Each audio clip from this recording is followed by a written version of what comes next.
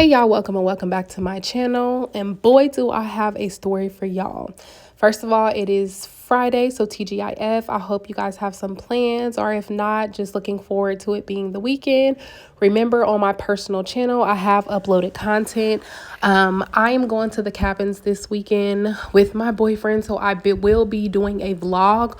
With that will probably be posted either on Sunday or Monday after I get done editing it. But again, if you're interested in the content creator behind the content, make sure you are following my personal channel. I will link that in the comments. Y'all, this story is crazy. It's 10 parts to it. Y'all know I always do the DL stories. Because this one has 10 parts to it, I didn't feel it was necessary to include other TikTok content creators on here. So this is just her story, but it is good. So y'all go ahead and enjoy. My man was DL. How I ended up married to a DL man, part 1.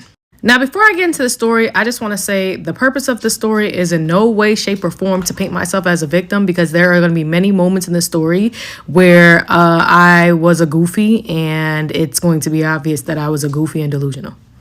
So before I get into the story, I'm going to give you a little history so you can keep up with the story currently, because there are going to be little intricate details that require me to tell the past history so you can understand the present. First off, like many people in the world, I come from a broken home. I always say I had 2 parents that had addictions. My mom, after giving birth to me, had serious postpartum depression, and it was the 80s.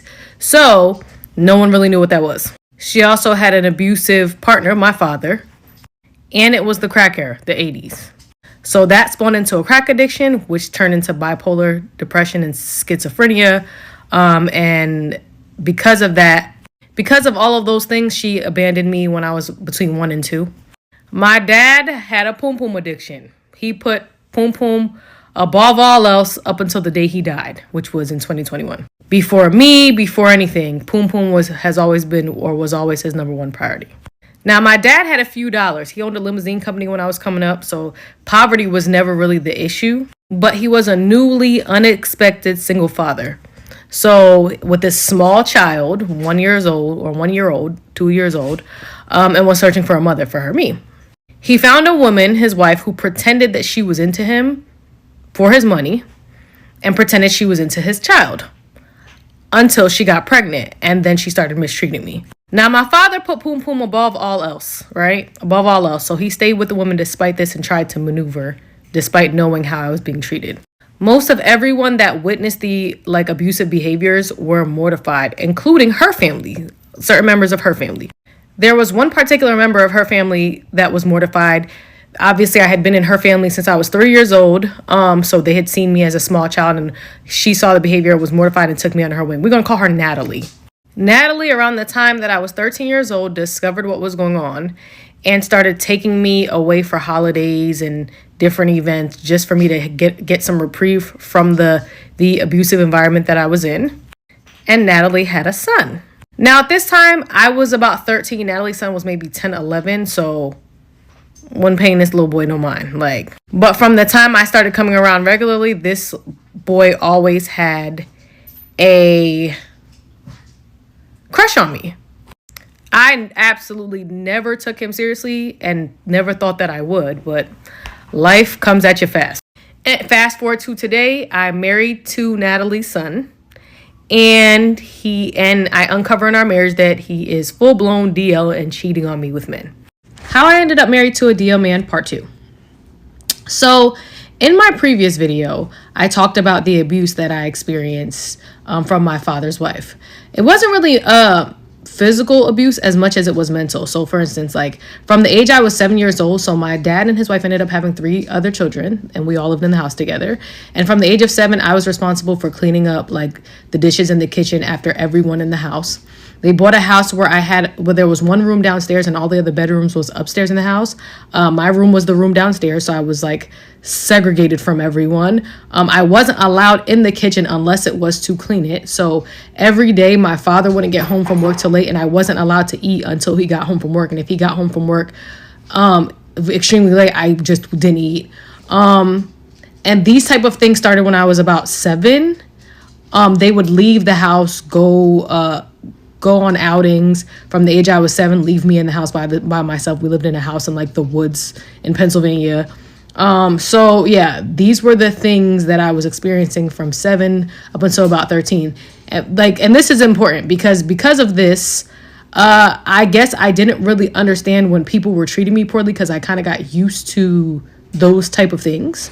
So anyways, Natalie comes to visit one day. She sees this and she's freaked out. She is my dad's wife's cousin. We're going to call her Jill.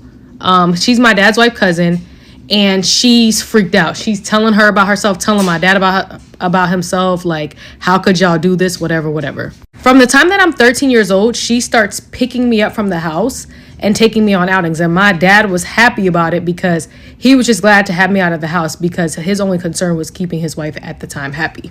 So about 3 or 4 times she would pick me up, take me to her house, where it was a lot more comfortable because I had a lot more freedom in terms of like being a normal person, walking around a house, like being around people, interacting with people. She would take me on outings with her to like the mall, to like hang out with other kids in her family, different things. And it was really good. It was really nice, really great. And I lived in the Poconos and she lived in Long Island. So she would drive like an hour and change to come get me and do this just because she felt so bad because of how I was being treated.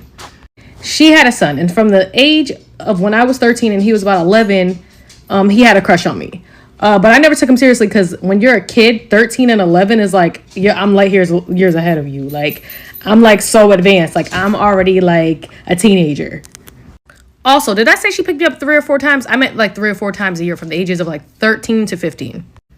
I ended up moving in with my best friend's family when I was 13. And I stayed there for 2 years and she was picking me up from there. So like I ended up developing being really close with her.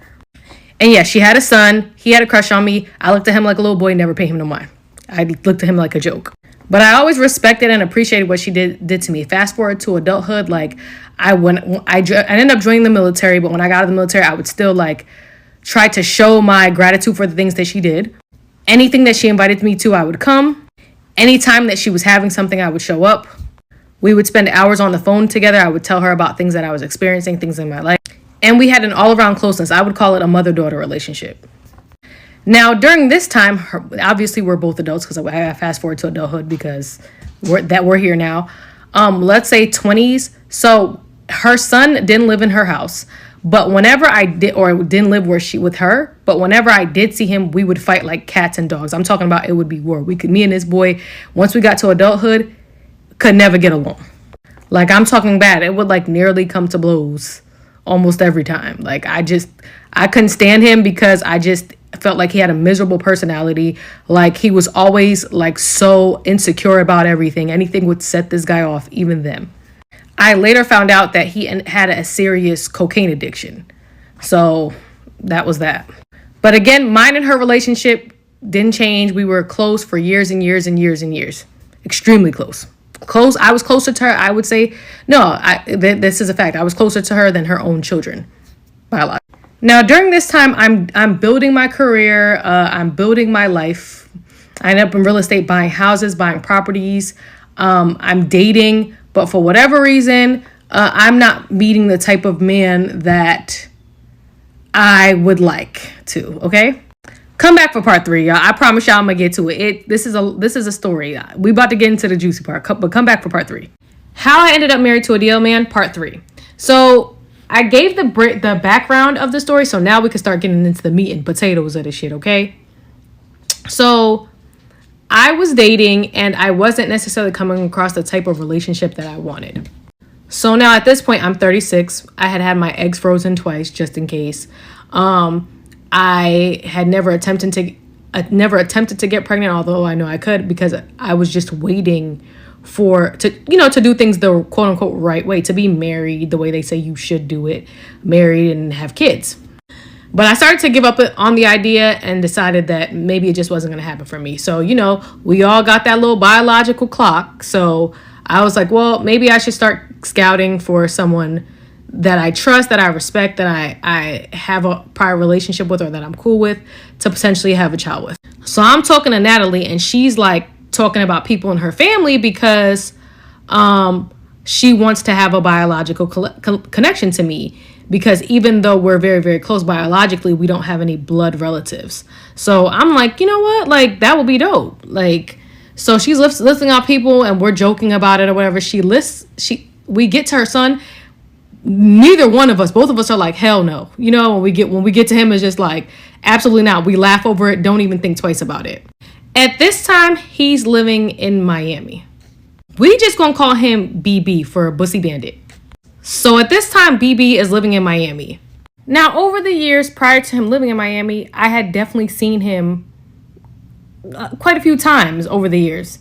It usually turned into a war at some point because, like I said, oil and vinegar, but I had seen him over the years. We had gone out to eat quite a few times, me, his mom, whatever, and other family members. But there's one particular time his mom invites me out to eat with him and his best friend. Now, prior to this, he had girlfriends that I knew about that he had been with he had a girlfriend that he had been with for a couple years, and I never thought anything of him in terms of like sexuality, you know? But there was a best friend who he was always with who he wanted his mom to meet, and she invited me to come along.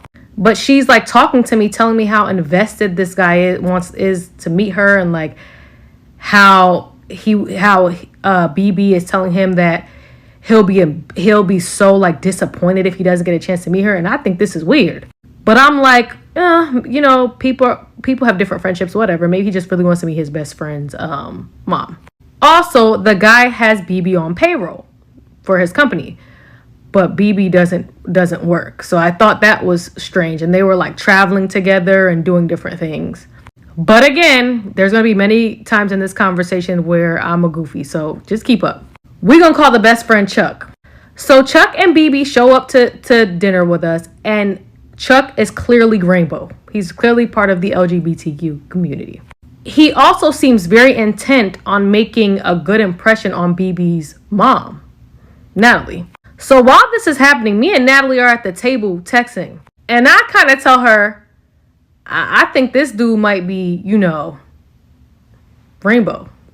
And she's like, I know, OMG. We're texting at the table with him. Like, she's like, you know, OMG, my son is rainbow. But again, we're just talking. There's no confirmation, like, but it's just very, very strange behavior at this time. We get in the car, we're talking about it. We're like kind of like in shock, trying to process what we just experienced. They invite us out again the next day we go out. Now on this particular day, things seem a lot less, you know, tambourine. So I'm like, I kind of like, it's still in the back of my head, but I'm like, who knows? Like maybe. Y'all, it's so many details to the story. Like and comment if you want a part 4. How I ended up married to a DL man, part 5. One part that I forgot to mention, because all the details matter. Another thing, like, so before I saw him at the party, before we started talking, his mom had showed me a picture of him, and the picture looked like this. The only reason I'm saying all these details is because I want to be accountable for all of the red flags that I ignored. So, yeah, like, that was another thing. So, anyways, fast forward, and we talking, like, every night. He goes back to Miami. We're on the phone every night. Like, he can, like, he's, like, saying all the right, very sweet, very thoughtful, very considerate. He's like I'm just having such a good time talking to him every night. We fall asleep every night playing, like, sharing our Apple Music songs. So, like, we're sharing our music that we listen to. And we have over 20 years of history. So we share a lot of the same, like, people that we know. So we're, like, sharing notes about things and, like, just, like, connecting over things that we have in common. And I'm, like, honestly starting to get really excited because he actually comes, despite who he is, he comes from a really good family, I would say. So I would never suspect that he was who he actually became because I didn't think that his family could produce the type of person that he is. So, like, I was really excited, like, wow, this might be a person that I could trust. And then also, being that I knew his whole family and his whole family knew me my whole life, there's a certain level of comfort there because you believe that this person, there are certain things that they won't do to you because of your history. So, like, there was a level of trust that I had for him that I never had for anyone else, not off rip, like, especially me being so close to his mom and everything. Like, she literally called me her daughter for, like, most of my life. So, but anyways, we're talking every night. We kikiing on the phone, like, just having a great time. And, like, one day it comes up that, like, and I could tell he's hesitant to mention this. I don't even know how it came up, but apparently he was, like, months behind on his rent. He was about to get evicted. So I own my own house here in Jersey. I'm like, well, look, why don't you come here? I can help you out, help you get back on your feet.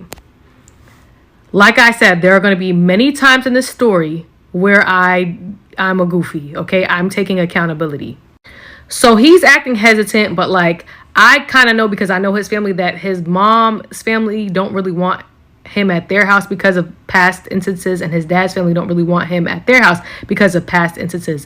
All of these, again, red flags, but I'm like, oh nah, you're so great, we've been talking every night, come on over.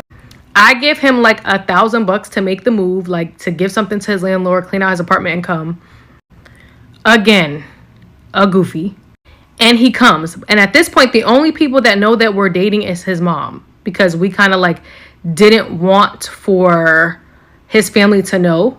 At the time, he was dealing with that court case in Virginia, and his grandmother, who is kind of well off, was the one that was paying for it, and we felt like she may not approve of our relationship, so we were kind of keeping it wrapped, so because she was paying for his attorneys and stuff, we thought.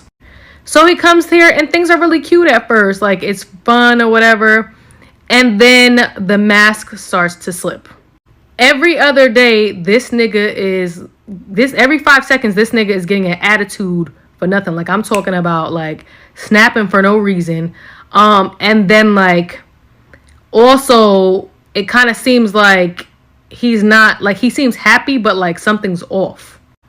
He's also a heavy smoker. So like, usually he would smoke and he would like be cool, but like, at any given moment, this dude could have like a mood swing, and like we're at it. So I'm like telling his mom, like, I don't know if I can handle this, because now I'm starting to feel like I bit off a little bit more than I can chew. So I'm like, I don't know if I can handle this. Like, he has these attitudes, and she's like, oh God, like she's concerned because she can hear in my voice, like I'm whispering on the phone with her in my house, and she's like, why are you whispering? She's like, oh no, like he has to go. Like, you're not. I don't care if that's my son. Like, you're not going to be with somebody that's making you uncomfortable in your house, blah, blah, blah, blah. Now, remember the history that I told you I have with the drug addicted mother and the past that I have. So, like, I'm trying to be patient, because I'm like, well, like, I'm concerned about his sobriety. Like, I'm very proud of him because he made the step to get off drugs or whatever. And like, I don't want to like turn my back on him and he goes back to that. Like, he's getting his life together, and I want to be here to support him. So like, we go through it, we deal with it, whatever. But I'm still very, very suspicious though, because again, I'm somewhat of a seasoned woman. So typically when a man face like starts to slip, like his mask starts to slip, and all of a sudden he starts giving you attitude, usually it's another in the picture, like another in the picture, and he mad he with you, right? Mind you, we like weeks into this thing, and this starts happening. So I'm like, what the hell? So one night he's sleep in bed, and like, I just pick up his phone while he's asleep, and I put his birthday in, and that opens. So I'm looking through it, and I'm looking through his messages, but I'm nervous because dude is literally laying right next to me. So like, I'm looking, and then I put the phone down, put the phone down because I'm scared he's gonna wake up. But finally I decide to get up and leave the room. I'm like tiptoeing out of the room with his phone. I do a quick look, make sure I'm not gone for too long, and I happen to I'm like, if there's anything, it's going to be in the recently deleted. I go into the recently deleted, and there's two like text message lanes, and there are men's names with like purple heart next to them. One is like Alejandro with a purple heart next to it. The other is Ferris with a purple heart next to it. How I ended up married to a DL man, part 6. So I skipped a part. Before I went through the phone, we had already started talking about like marriage. Like, I didn't want to be married because at this point I was okay. Like, I just kind of was ready to have a child, but he was like pushing for marriage. Like, no, I want to do this the right way. Like, if we whatever, like, we are going to have a child, whatever, like, I want to have a family. Like, I want to have my wife, and I want to have my child, and I want to do this the right way. And he was talking about like how he also came from a broken home, such and such, whatever. So I was like, yeah, you're right. Like, I came from a broken home, you came from a broken home. And like, again, I felt very safe with him where I shouldn't have, because I know his family so well. So we had already started about like eloping and getting married. Then I go through the phone, and I see the text threads with Alejandro, purple heart, Ferris, purple heart. Okay. Now I click on the text threads, and like, Alejandro is sending him like pictures of his body. Like, and he's like, oh, do you have any recents? But BB never responds, right? And I don't even remember what Ferris was saying, but BB never really responded to him either. He just kind of like deleted the messages or whatever. So I'm thinking about how we went to dinner with Chuck or whatever else, but I'm like, damn, like, honestly, because my mother, again, was, so I've seen my mother do a lot of things that, like, I know she wouldn't do if she was on. And again, I'm trying to be sensitive and thoughtful. So I'm like, if he did do things that he shouldn't have for money or whatever, like, I'm just going to look past it because I feel like he's a genuinely good person and he just needs support. A goofy, y'all. So anyway, but I don't tell him that I went through the phone and I saw this. Honestly, not because I didn't want to embarrass him, but because he deleted it, I kind of felt like, and because I didn't see that much, I didn't have enough time to like really do a deep dive. I kind of wanted to wait, give it time and see if I uncovered anything else later. Because if I told him now you're really going to go ahead and start hiding, right? So I didn't say anything to him about it. But I did ask him about the situation with Chuck. So the next day, like, I'm sitting there, I'm very, very embarrassed and I'm like, I'm uncomfortable, but I'm like, hey, you know, I was just curious about something. And he's like, what? I'm like, you know, have you ever done anything with a guy? Like, were you and Chuck ever like doing things? And he's like, you could see like the shame on his face. And I instantly feel bad because like, I'm mortified because I'm like, oh my gosh, I'm probably bringing up like repressed memories or whatever. And he's like, honestly, he was like, I did use him for money. He was like, but I never like did anything with him for real. He was like, the only thing I did, and I'm disgusted by it, like I wanted to throw up and like I was so grossed out by it, is like one time like he begged me and pleaded with me and I needed money and he asked me if he could like go down on me and I let him do it for like a few seconds or whatever. So, but like you could see the shame in his face, and then after he said it, he like ran in the room and shut the door behind him, and he like put his face in the pillow, and like he was like, why would you bring this up, blah blah blah. So I feel bad. So now I'm like, honestly, we never have to talk about this again because I genuinely feel for him, you know. Goofy. So like I'm like, you know what, I don't care about your past, like we can move forward. I will never bring that up again, because at this point, even though like he's not a perfect person, I understand he's not a fully healed person, and I'm trying to be patient or whatever, right? So we move forward. We decide on a date to get married, right? So we elope and we get married shortly after, maybe like a month and a half after he moves in here. Maybe, I don't even know if it was even that long. Then I start finding liquor bottles empty liquor bottles all over the house. Like, so I discover he's replaced the drug addiction with alcohol. So now I'm like spooked. And I'm like wondering, is this where the mood swings is coming from? Like, I don't know what to think, but now we're married, right? So finally, like maybe like a month and a half later, I don't know, something just told me to look in the phone again. Okay. So I look in the phone and like now I do more of a deep dive. I don't have time. Again, he's asleep this time, but like now I've learned his sleeping pattern. So I know he's a little bit of a hard sleeper and I have more time. So I take the phone out and I go in the living room and I'm really looking through. But like, again, I don't want to be going with the phone for too long. I'm seeing text threads of like him professing his like to some person named somebody named James, like professing his undying love in paragraphs and paragraphs and paragraphs to this person. I'm seeing him conversing with the other guy, Ferris. And like, I'm seeing him like, I see a video of him at my house on FaceTime with the gentleman Ferris, while Ferris is naked, showing his pussy. And he's looking at him intensely in the camera and he's screen recording it. And I am shook, honey, like completely shook. I'm in shock. I can't believe what I saw. And I instantly wake him up. Like at this point, like I'm like, get up. I went through your phone. Get up. Like I've seen what's in there. Get up. And I'm asking him like,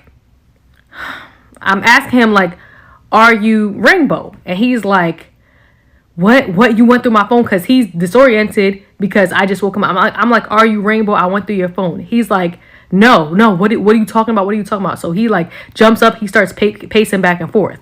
I'm like, well, who are these people? And I'm showing him like the messages I see between James and Ferris. He's like, oh, they're nobody. I was like, what are you talking about?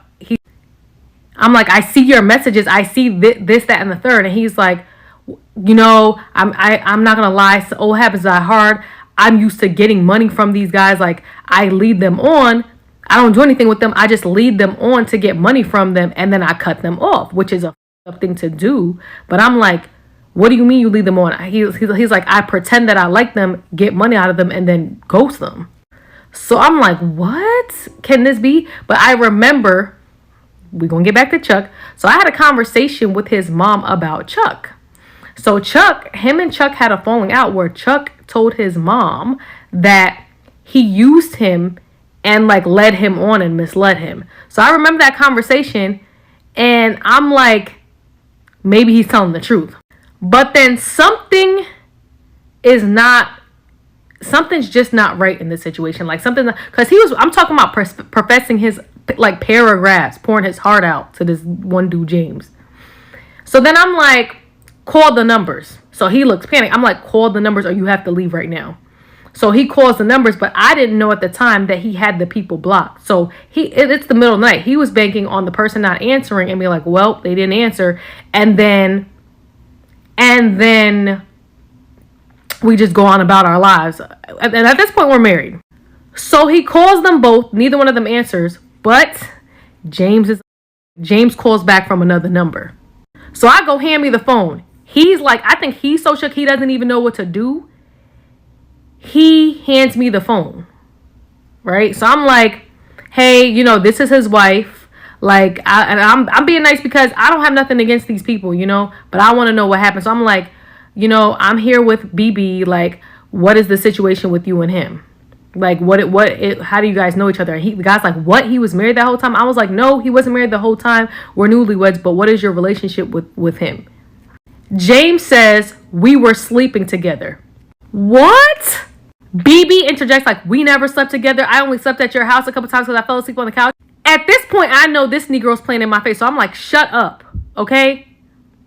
James is apologetic. Like, I'm so sorry you're going through this. Like, because James had just texted him like a couple days before. That's how I saw that the text thread with James. Like, that's how I even saw it.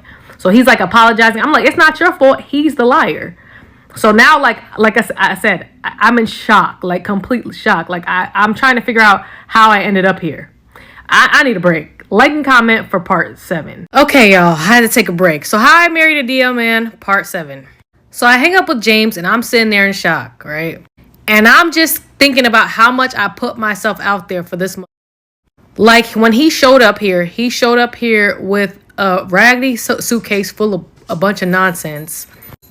Every pair of sneakers, he had like 4 pairs of sneakers. Every pair of sneakers was leaning.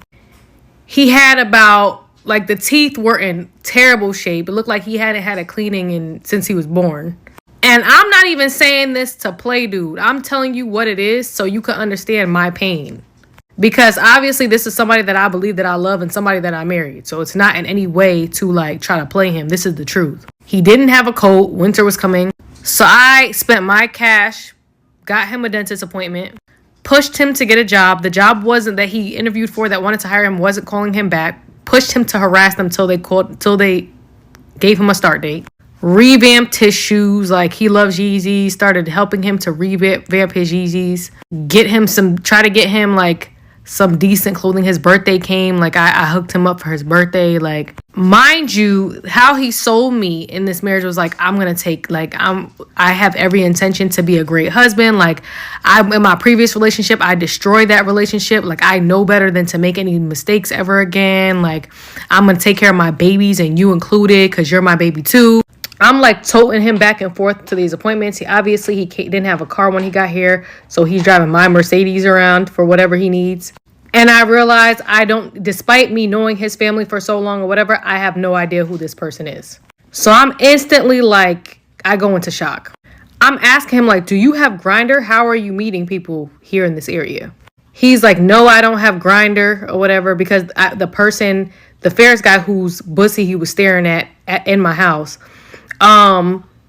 is in Jersey. I'm like, how did you meet this person? He's like, I knew him from before. Like, I don't have Grindr. So I'm like, give me your phone. He's objecting. He's like, no. I'm like, give me the phone. I swear to God, like, you have to leave. Either give me the phone or you gotta go. And I'm telling everyone. So he's like, fine. He gives me his phone. So I'm looking through. I'm seeing all types of in this phone. I'm seeing paragraphs of text. I'm seeing text messages. I'm seeing all types of stuff. And I'm like, my mind can't even process it. I stop looking and I walk off. I'm hysterical. I'm crying. Like, I'm like broken because I can't. It's not even, honestly, it ain't even about the part for me. It's the fact that some of this stuff was being done in my crib. Like, so his reasoning is, well, it's my past. It's my past. Like it's things that I did before you, whatever. But it's videos of you doing this in my house. So like, I'm distraught. I can't even think straight. So I think he goes to work. I'm not sure what happens, but somehow like I end up on the phone with his mom. And I'm telling her what I saw. And she's like, so when I first saw the text messages of Alejandro or whatever, and the other guy, she was like, I think he's like, whatever. Like, I think he's Rainbow. And I'm like, yeah, but I don't even care if if he was like, Rainbow for pay before, like as long as he doesn't, because now I'm like, she don't know we married at this point. So I'm already like trying to rationalize it in my head, right? I'm trying to rationalize certain stuff. So I'm like, if he was that before or whatever, like whatever. So I want to say he goes to work. He's working at this time. And I have so he's like, babe, I don't want to lose you. Like, I'm sorry, whatever. Like, can we work this out? Whatever. I'm so in shock, and we're married. Like, that's the part that I couldn't get my head away from. Like, we're married.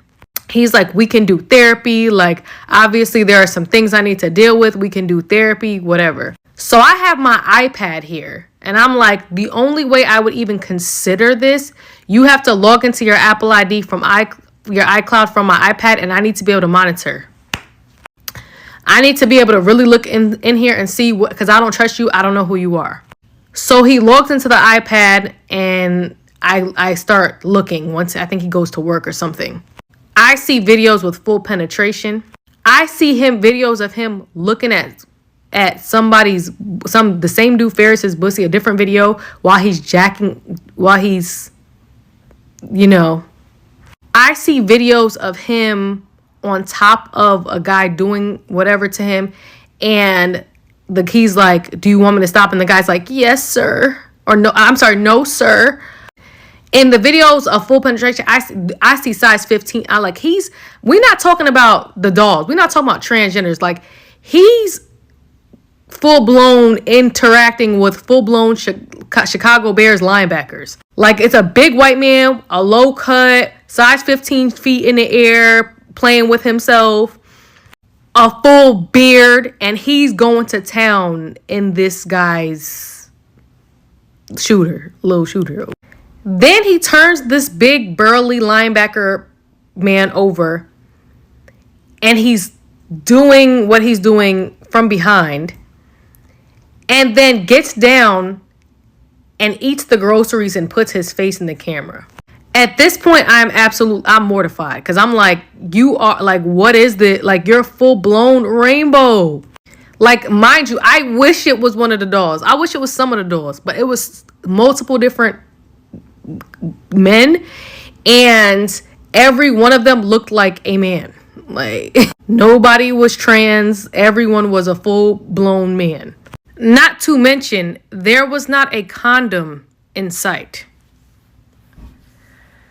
So I'm hysterical. I need to talk to somebody. I'm upset. I need to talk to somebody. So I talked to his mom, and I'm telling her what I saw. And like, she was kind of like, when I told her about the first text messages, she was warning me, like, I'm telling you, like, at that point, you need to open your eyes. He's full blown. Like, she's telling me, she's like, if you saw that, it goes further. And I'm like, no, I believe him. I'm making excuses for him.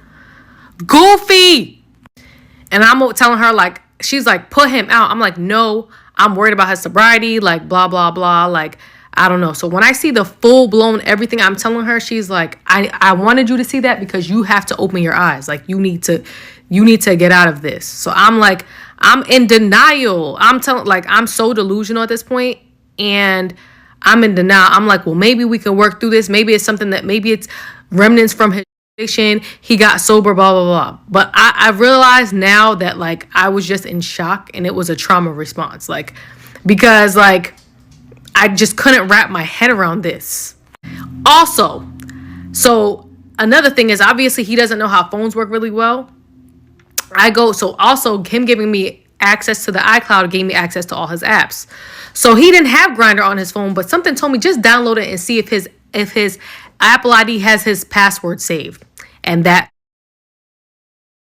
came up.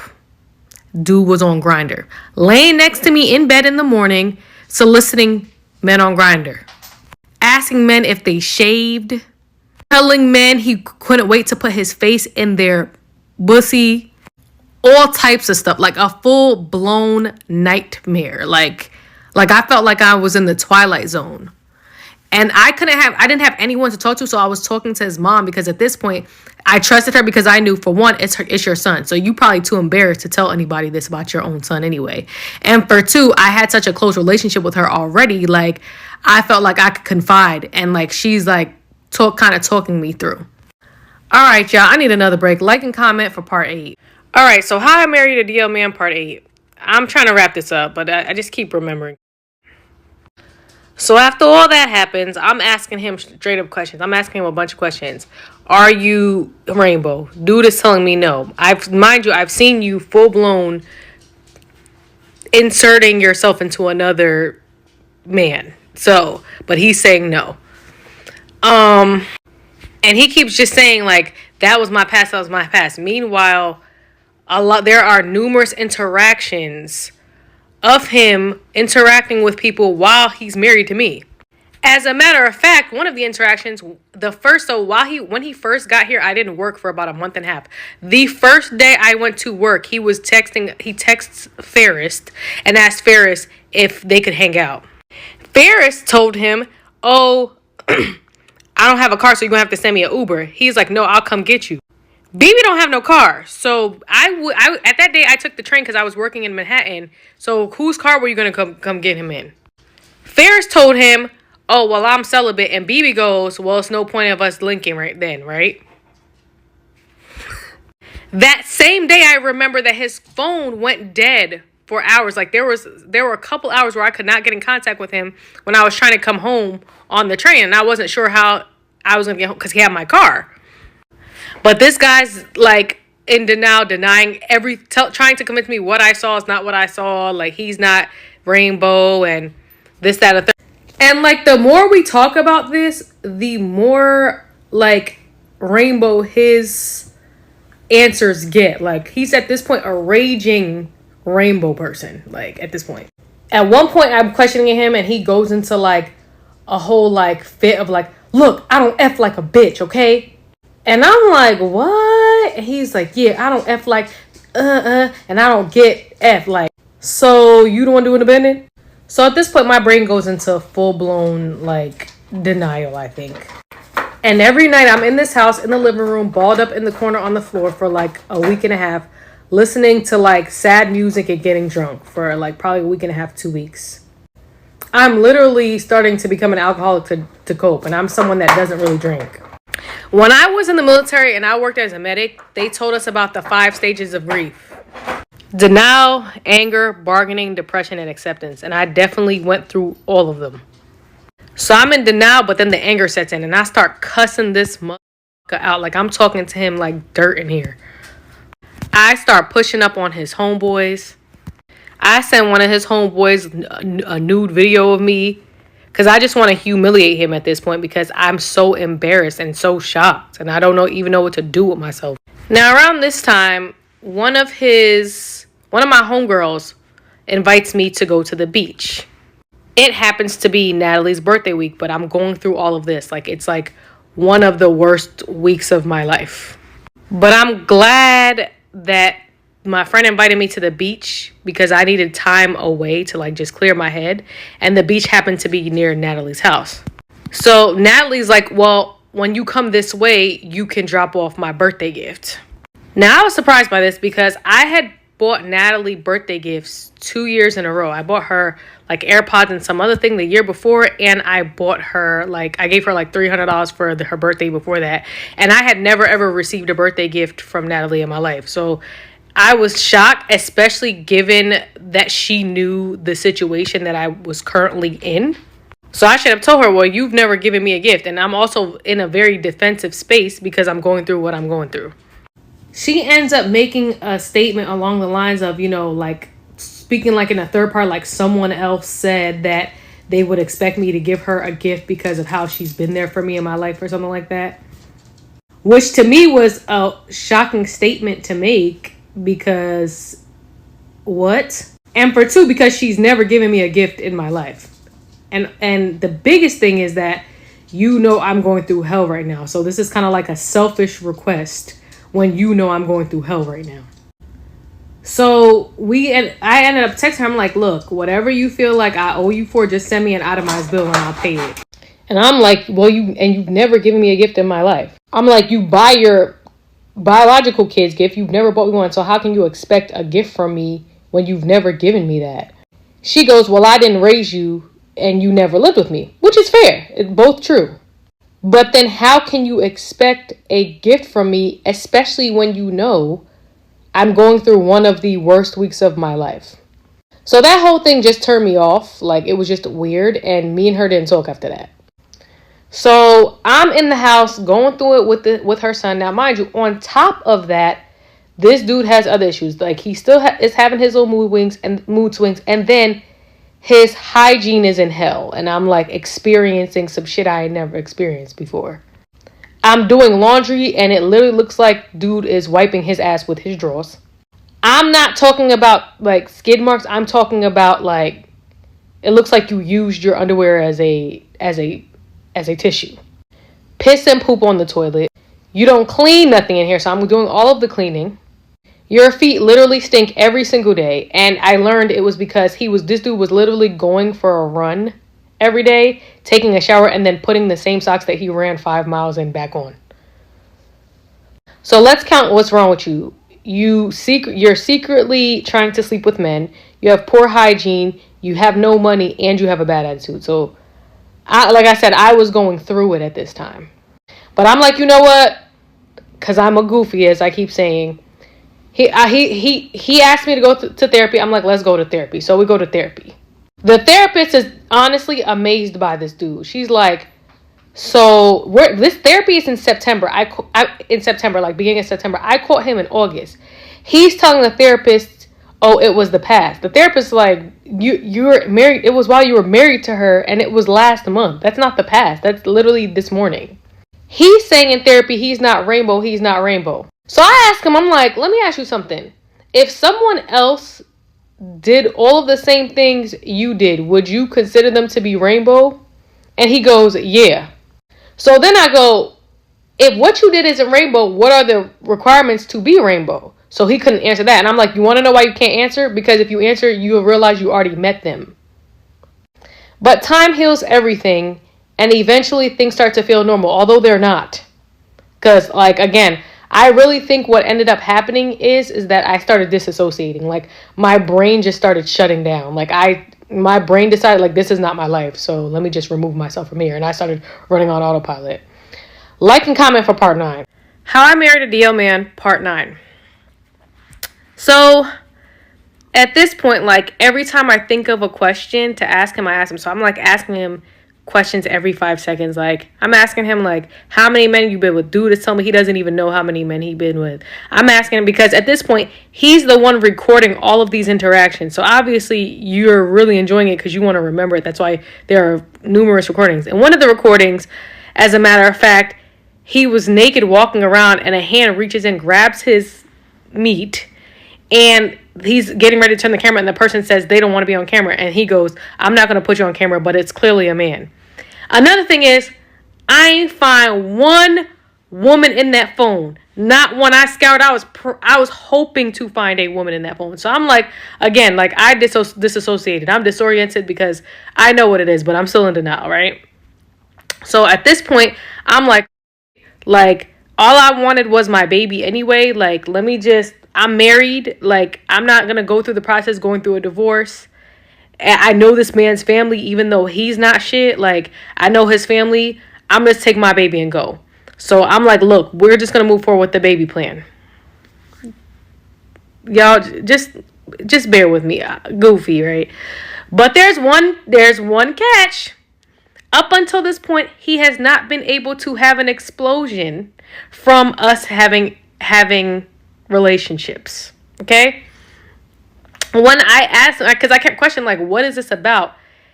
He would say, oh, because I had an addiction for so long, it's hard for me to stay focused enough to finish.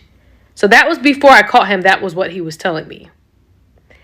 So after I catch him, I don't know what it is. I don't know if he's turned on by the idea of or he felt like he needed to perform. But all of a sudden, after I catch him, he's able to do this. He's able to have a full explosion while doing this with me. So we try for 2 months and I end up pregnant. But my mind is like mush at this point. Like, I mind myself so much. Like, I'm in here actually trying to convince myself this is a normal marriage. I'm cooking every day, doing laundry, cleaning, handling all his business affairs. Like, this is a real thing. Now, what I will say is when he was working, he was giving me majority of his paychecks, but he was spending as much as he was giving me. So like, even though he would give me, let's say he'd give me $1,000 in a paycheck, but then he'd buy a coat that cost $2,000 and have to pay me back the rest. It would be like that. So now I found out I'm pregnant, and like, I'm thinking I had disassociated or whatever. So I'm thinking like everything's fine, but everything's not fine. So when I get pregnant, about 3 weeks into it, all of a sudden my mind starts working differently, right? As a matter of fact, we're going to go back.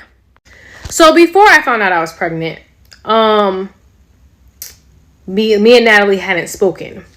So one day, like, he had a court case in Virginia, right? So I had taken him to Virginia for the court case, and they ended up keeping him for 10 days. He was in jail for 10 days for this court case. So I ended up coming back to get him or whatever. He had to go back to work and just try to jump into life. Now, while he was in jail, I put money on his books, on his commissary. I made sure he had everything that he needed. I put money on individual people's numbers, like my number, his mom's number, so he could call people or whatever, and so on and so forth. But when he got out of jail, I guess things were hectic or whatever, and he didn't call his mom. I don't know what the reason is. I don't know why he wasn't calling her specifically, but he wasn't calling her. So we're laying in bed one morning and he was like, yo, my mom just texted me, and he shows me the text. And the text is like, I'm going to wrap it up because I don't remember verbatim what it said, but it said something along the lines of, I remember one part distinctly, but it was like, pretty much like, I can't believe that you're allowing Jennifer to make you not talk to me, because at this point me and her weren't talking. I can't believe you're allowing Jennifer to make you not talk to me. She doesn't know what it's like to have a mother because she's never had one, and so on. And she goes on from there. Now, at this point, I'm in shock because even though like me and her hasn't spoken, it's certain things that are a low blow. You know what I mean? Now, keep in mind, I don't realize it, but at the time I had already entered in full-blown depression from being in this situation. So I read that. He shows it to me. I read it. And I get on my phone and I just cuss her out. I say everything negative that I could think of about her. I drag her by her pinky toe because like, I just can't believe unprovoked that you would say something like that. You know what I mean? So anyways, fast forward, like I said, we're pregnant. Now my brain starts working differently. Now I'm overanalyzing every single thing that's happening in here. I don't know. I guess it's like pregnancy brain, but like I'm panicking. I'm concerned. Every day I'm thinking about like, what am I doing? Like this man is not equipped to be a father. Like, what did I get myself into? And then a couple of things happened that was the final straw.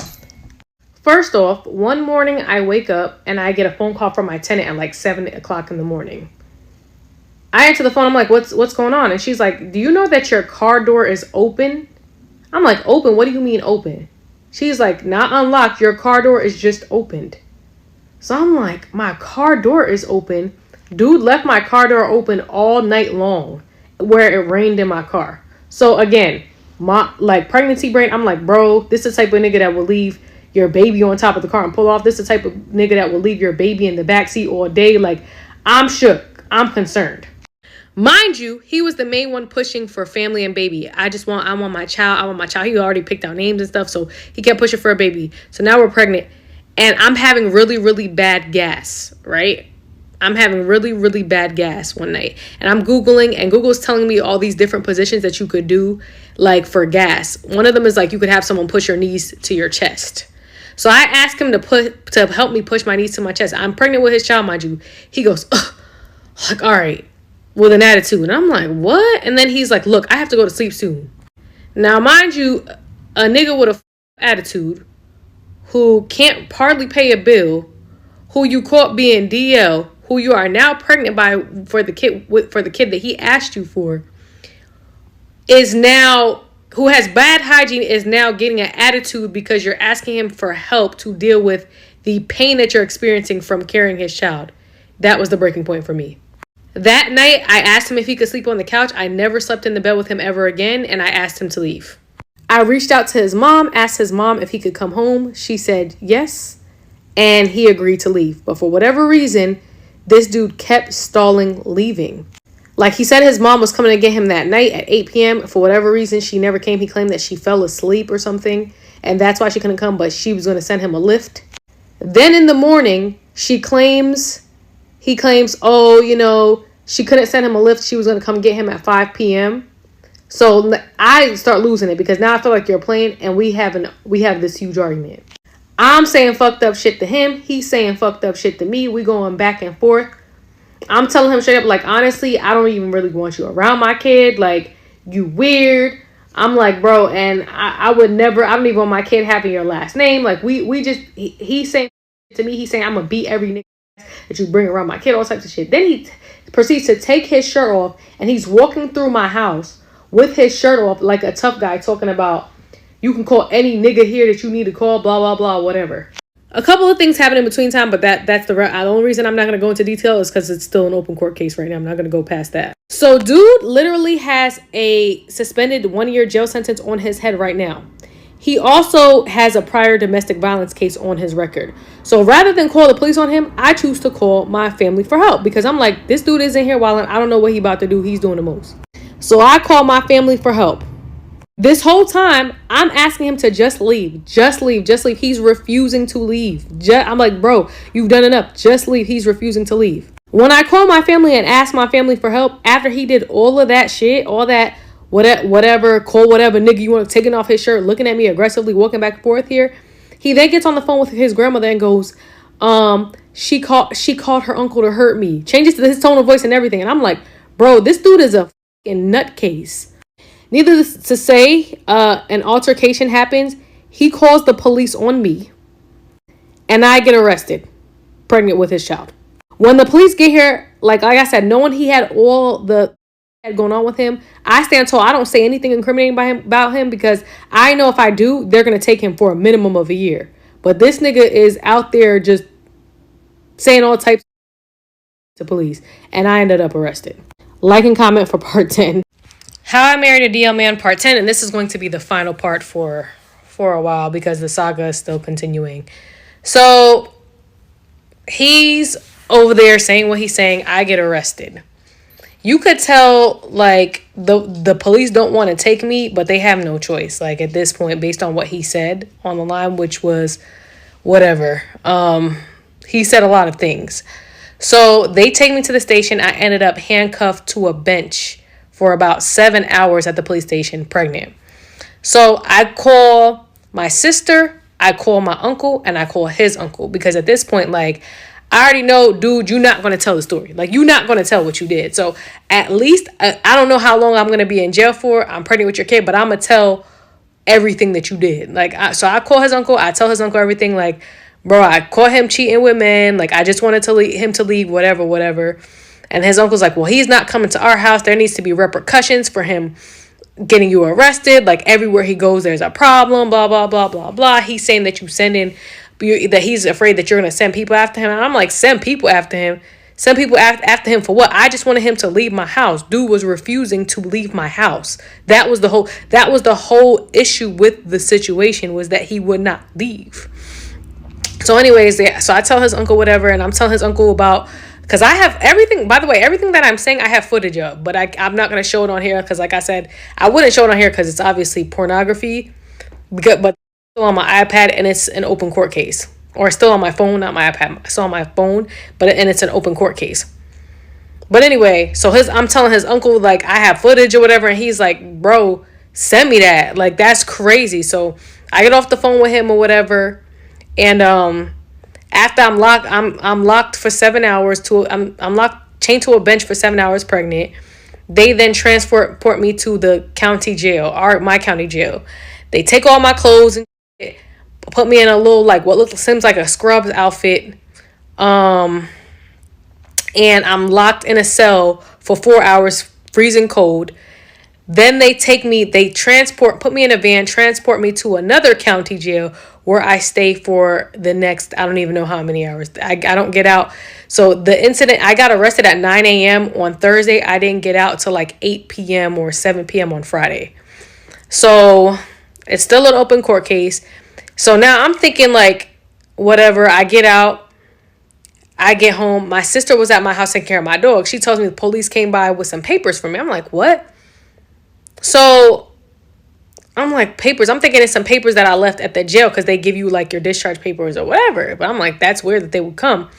So his uncle had asked me to see the footage. So I let him see the footage. So, like, next guy I know, his mom sends me a copy of a restraining order and was like, he's mad that you showed his uncle the footage or whatever, and like whatever. By this time I had not been served with any restraining order, so I didn't know nothing about no restraining order.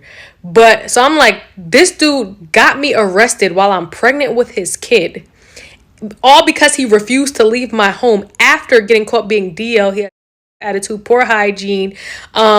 He just all around is not a good person. And then he came back from New York to Jersey to double down by filing a restraining order. Mind you, in the restraining order, it's all types of lies. In the restraining order, he says that I called my uncle and said, oh, Malik's wildin', handle him. Bro, this is not New Jack City. First of all, my uncle don't work for me. Like, he's not my soldier.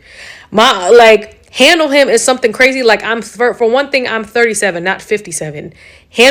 Malik's wildin', handle him is not something someone in my, like, who says some shit like that? What are you talking about? Then it said that I threatened him with physical violence. That's all types of nonsense in this restraining order. So, like, at this point, I feel like dude is like a raging rainbow person. Like, he is just angry that he's rainbow, and he is liable to bring harm to myself, my child, and the people around me. So I went to the police station and I filed my own restraining order because, like, you're unhinged, bro. And it's clear you don't give about my kid. So yeah, for right now, the saga's on pause. I'm still pregnant. I'm still taking care of myself, awaiting the arrival of my child. We are still legally married. I am waiting on that because, sir, I don't know if you noticed, but it's going on child support. Because there's no way, like, you're not. And I don't want any questions about paternity if I get a divorce right now. So I'm not getting a divorce right now. And that's just that on that. But yeah. Y'all be safe out here. Let's have the conversation. It's real spooky. The reason I wanted to mainly talk about this story is because it all starts at home, y'all. And y'all who've been following me for a while, y'all know that most of y'all that I'm very passionate about fatherless daughters. I have wrote a book about fatherless daughters. I have a playlist on my channel about fatherless daughters because that role from the father to the daughter is very, very important. And it all starts at home, okay? I tell y'all, the role of the father is to be the one to show her what healthy love looks like between a man and a woman. He does that by showing his daughter what it's like to be properly loved by a man, what it's like to be protected by a man, to be provided for by a man. He does that by doing that for her mother and then also doing that for her. That is the first man she is supposed to, like, trust, honor, be in love with, etc. And then she's supposed to look at that and find that when she goes out in the world waiting on her husband, okay? So she'll know those traits up front. When you have a mother who is addicted to substances, so she's not in the picture anymore, and then you have a father who's addicted to tail, so putting tail above the woman, above his daughter, then you get results like this to where we just go out as fatherless daughters trying to find love the best way that we think that we can find it. And unfortunately, a situation like this happened to where she did not pick the best partner who she could have chose, like she chose poorly and wrong, and she ignored a lot of red flags. That's why it's so important for us as parents to be very involved with our children, whether the father's in the picture or not. We need to be very involved with them. And it's just sad that as soon as he gets a new woman, like he's putting her above her, and then they have a child, and that child's above the other child. Like, that is just really sad, and it's unfortunate. And I'm just glad that she didn't turn out how she could have turned out. So at least kudos to her in that part. And I'm glad that at least one family member of the woman, which was his mom, like took heed of the fact of like, this is wrong. Y'all shouldn't be, abusing her, like, and took her under her wing for a little bit. Like, at least she had that. Okay. And I also love that at least she's taking accountability and like, look, I was a dummy. Look at all the red flags I ignored. Okay. But basically, red flag after red flag. And, women sometimes get to the age of where they're like, dang, I'm this old now, so I don't want to have a high risk pregnancy. I might be infertile, etc.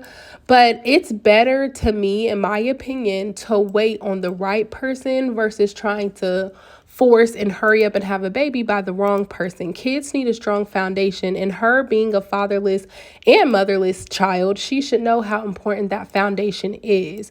So that's where she messed up at, is like looking at your situation and looking like, you know what, I don't want my child to go through this. I'm gonna wait on the right person because I want to make sure I have a right, stable foundation. And if y'all do the inner work like I preach in almost every video, then you will attract that right person, but you got to be right all the way first. If you have any low vibrationalness in you regularly, then you're not going to attract them. You're going to keep attracting low vibrational people. You have to do that inner work. It's not easy, but it's worth it for waiting on the right person to come into your life. So I feel like she just unfortunately probably just got a little impatient and was like, oh, well, I see this opportunity here. And sometimes when you really, really, really like someone, you start to like cloud your vision of reality. Like, oh, well, they're not that bad. Or, oh, well, maybe he's not on the DL. Like, maybe my eyes are playing tricks on me. Or maybe this, like you start to do that and start to not see the red flags when you know that there's red flags. So I do want to just point out that I feel like because of her age was also a factor, and she wanted a child, that's another reason why she rushed and did this instead of just waiting on the right person to like make her his wife and have a child. And I know that she said she wasn't interested in marriage, but again, y'all know how I feel about that. Most of y'all, stability and foundation is important for your children, point blank, period. They need to see that. And if you're not in a situation of where like, oh, well, you don't see the person who you're having a child with worthy of marrying, then I don't know why you would have a child with them. Like, to me, it's easier to like walk away from a marriage and walk away from somebody who you have a child with, because you always have this tie to that person. So our whole society and generation of like, oh, I don't want to get married, but you quick to have a child for somebody, you quick to put your life on the line for somebody. Like, pregnancies ain't always healthy. They don't always come out how you want it to be. Your body changes forever. Like, so that we got to get back to that stability first, and healthy stability first. And this is coming from somebody preaching to myself. Okay. Learning these lessons early on is important, imperative.